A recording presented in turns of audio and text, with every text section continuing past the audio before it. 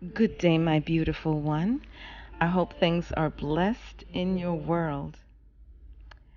Are you at a crossroads or valley of decision, as the old folks used to say? Are you at a point where you want or what you want conflicts with what you need? Do you even know what you need versus want? If you're like me, a myriad of thoughts and ideas can float and often dangle in my mind. And sometimes these thoughts feel like a mainstay or completely parked, keys removed, and it's just there. Perhaps I'm being dramatic, but the truth is, every day we're faced with things to do, and then the wish and want list is always there. How do we temper the urge and need to reduce being impulsive versus acting in faith or on a whim? That's hard to explain. This is where divine timing comes in. I believe that the practice of trusting the process and all that's good for us is better served when we become deliberate about how we choose to live our lives. One practice I implemented a few years back is, quote unquote, going with the flow. I didn't just happen on this practice, it was, in a sense, forced upon me. When I found myself in a quandary, the push pull energy was on high. The more I pushed to make something happen, the more it seemed to pull away and made things difficult, stressful. It increased doubt and it made me more prone to make mistakes. It was when life took me to school, I began to understand the quote unquote, not my will but thy be done lashing started to make sense.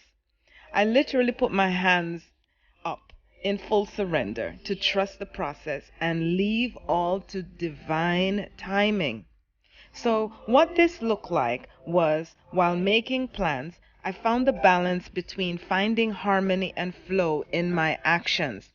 If an event or action became difficult, and I don't mean difficult in terms of hard work, but it's a type of resistance that threw me into closed doors more often than not, or it felt like my back was against the wall, I would take my hand off the trigger, so to speak, surrender to the force, and ask the Almighty to show me what to do next.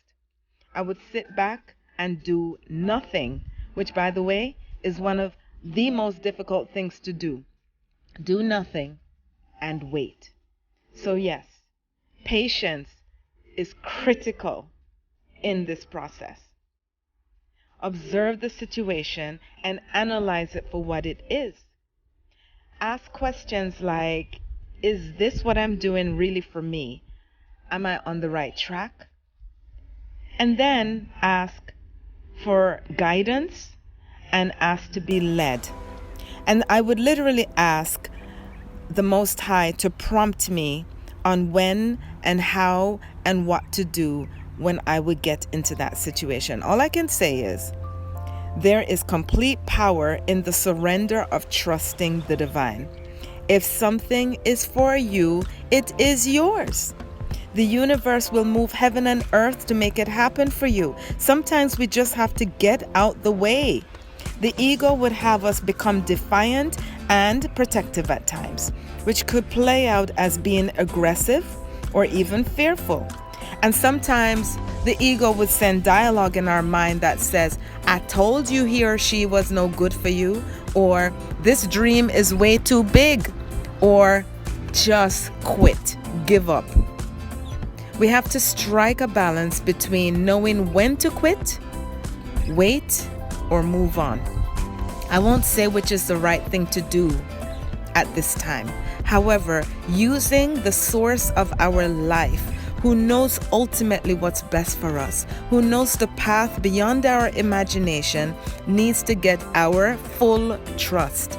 So yes, trusting the divine is paramount. It is how big things get done.